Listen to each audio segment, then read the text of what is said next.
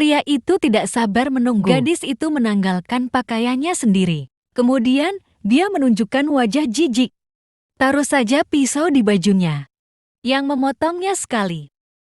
Gadis itu memohon kesakitan. Tapi pria itu acuh tak acuh.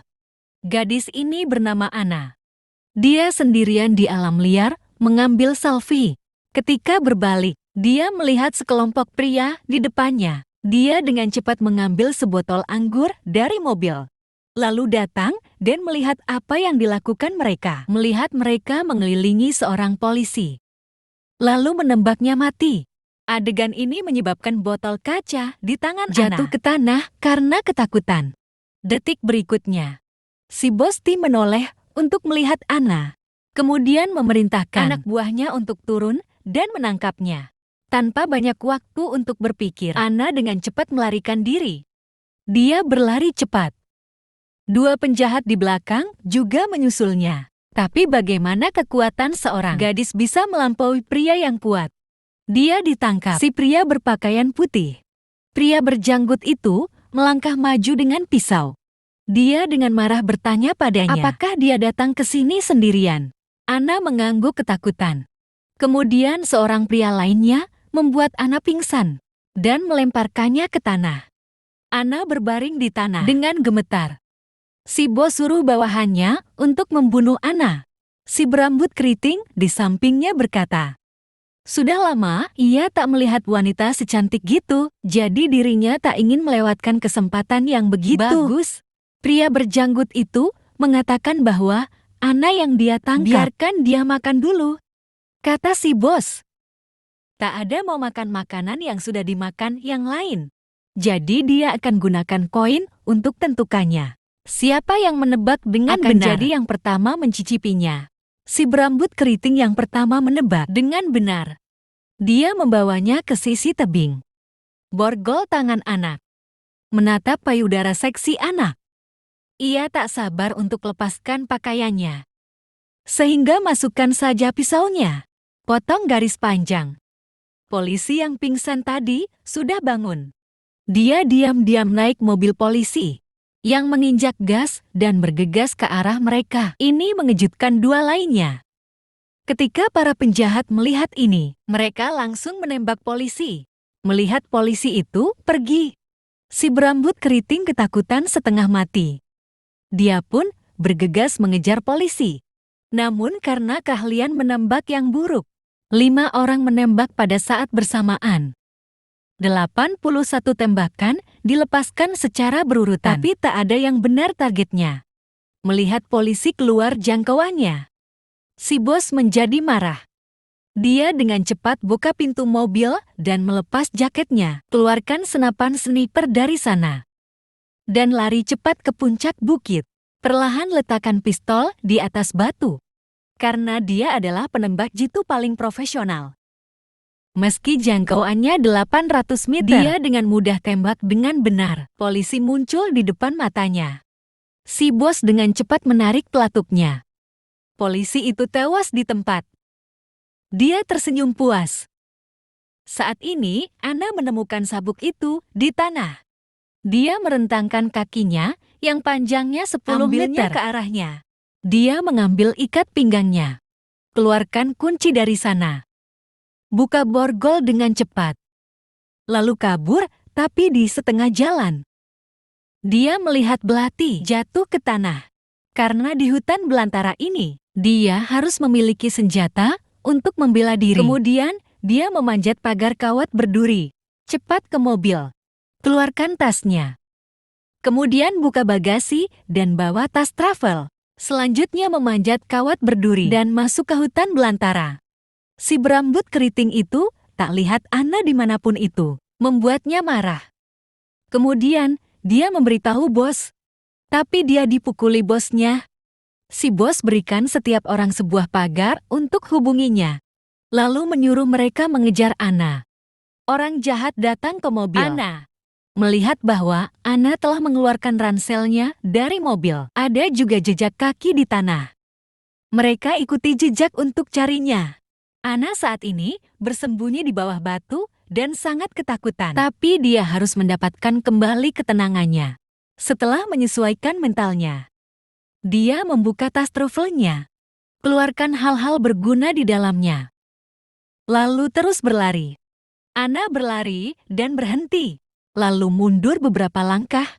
Dia melihat jejak kakinya sendiri di jalan, jadi dia sengaja naik banyak jalan untuk membodohi para si jahat itu. Anna berlari ke sebuah bukit kecil.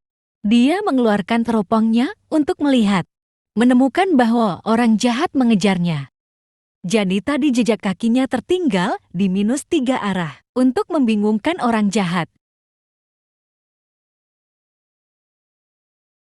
Segera para orang jahat itu akan datang. Mereka menemukan 3 jejak di tempat.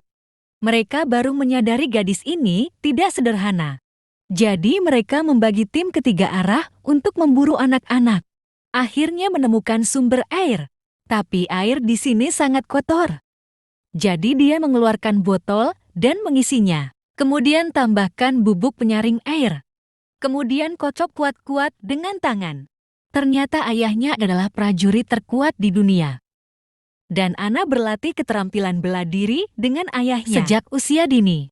Dia buat jejak-jejak kaki ke 3 arah. Juga untuk mengalihkan perhatian orang jahat. Bunuh mereka satu persatu segera. Pria berambut keriting dan pria berkemeja putih itu orang pertama yang menemukan anak. Pria berkemeja putih itu ingin segera menyampaikan kabar itu kepada bosnya. Pria berambut keriting menghentikannya. Karena dia tidak ingin berbagi si cantik itu dengan orang lain. Dia suruh si berkemeja putih untuk tinggal di sini.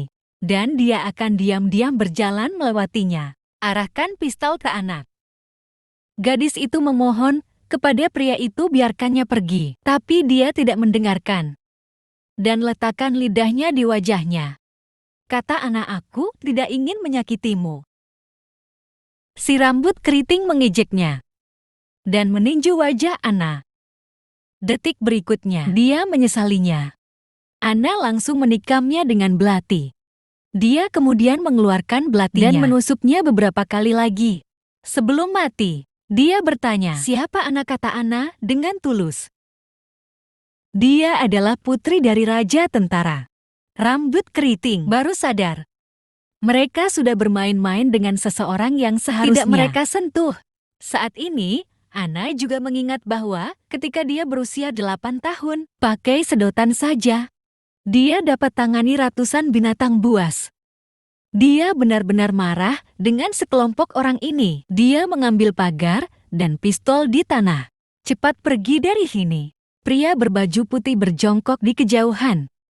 Melihat bahwa Anna telah melarikan diri, segera menyadari ada sesuatu yang salah.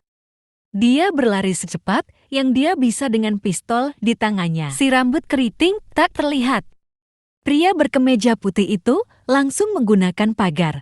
Beritahu bos tentang ini. Beberapa orang dengan cepat berkumpul di sini. Kali ini, Anna mengambil pagar. Dia memberitahunya dengan si kemeja putih di dekatnya. Dia akan memburu semua orang. Kemudian dia berlari ke atas bukit. Sinar matahari sepanas api. Orang jahat tidak tahan. Mereka pergi ke arah mayat si rambut keriting.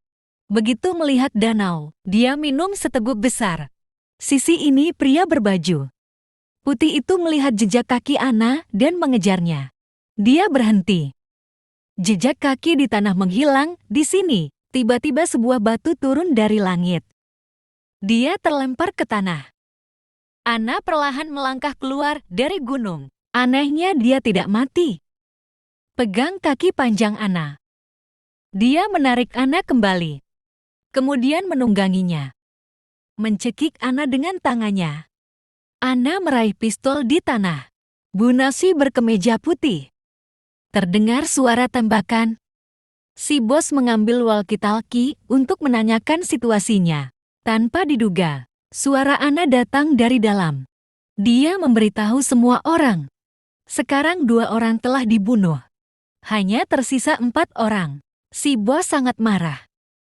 Kemudian lanjutkan mencari anak. Pada saat yang sama, saat ini sang ayah adalah raja pejuang terkuat yang pernah ada karena tidak bisa menghubungi anak. Sehingga dia juga datang ke sini, melihat mayat di tanah. Dia tahu itu adalah mahakarya putrinya. Jadi ia pulang. Lalu pindahkan bangku dan silangkan kakinya. Duduk di pintu menunggu putrinya kembali. Ana minum air sendirian di puncak gunung. Kemudian keluarkan teropong. Menemukan bahwa orang jahat mengejarnya.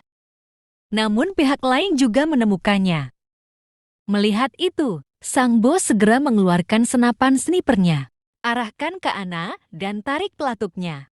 Ana hindarinya dalam sekejap. Melihat hilangnya Ana, dia membawa orang-orangnya untuk memeriksa. Saat ini bawahannya tiba-tiba sakit perut. Ternyata air yang baru saja mereka minum masih belum diproses.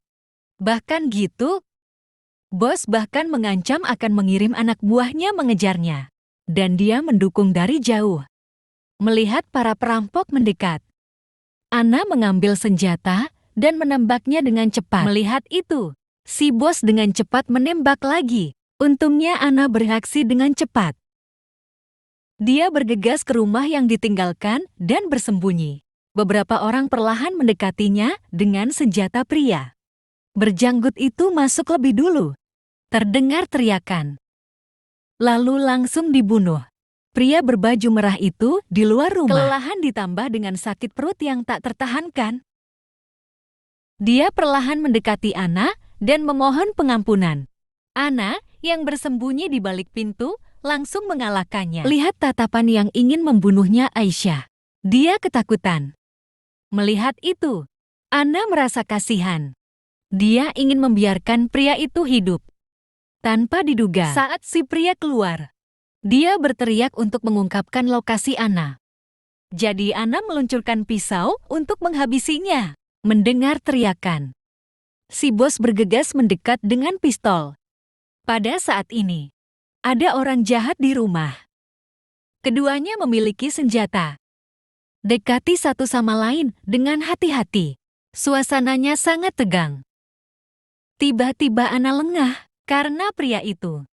Dia mengambil pistolnya, lalu meninjunya jatuh ke tanah. Dia berdiri dan menatap wajahnya yang tampan, tapi melihat lukanya membuatnya berteriak. Melihat itu, Ana mengambil tongkat kayu di sebelahnya, tusuk dia di dada.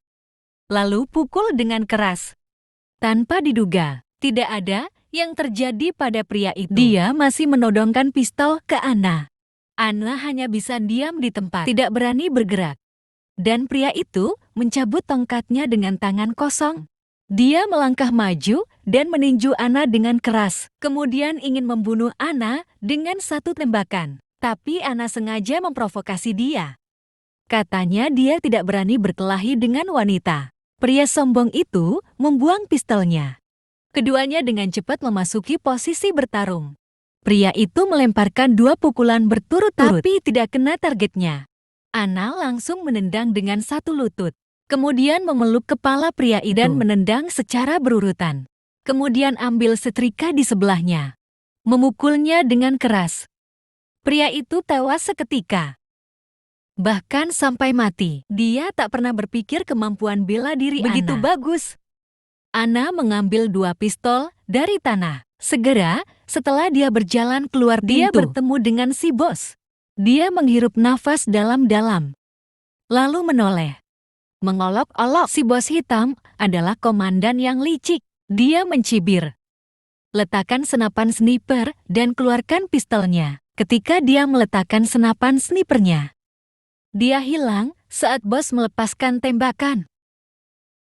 Dia menghindari peluru dengan terbang ke samping. Lalu, dia menembakkan kedua senjatanya. Si bos terkena peluru. Dia jatuh berlutut dengan mata terbuka lebar. Dia tidak tahu mengapa. Dia begitu diprovokasi dengan anak. Kemudian anak kembali ke rumah sebelum matahari terbenam. Di pintu adalah ayah yang telah lama tunggunya. Keduanya saling berpelukan dengan erat. Ternyata sekali seorang wanita menjadi kejam. Pria bukanlah apa-apa. Jadi jangan buat kaum wanita marah. Aku tidak dapat menjamin bahwa sang wanita di sebelahmu. Apakah dia seorang master yang tersembunyi?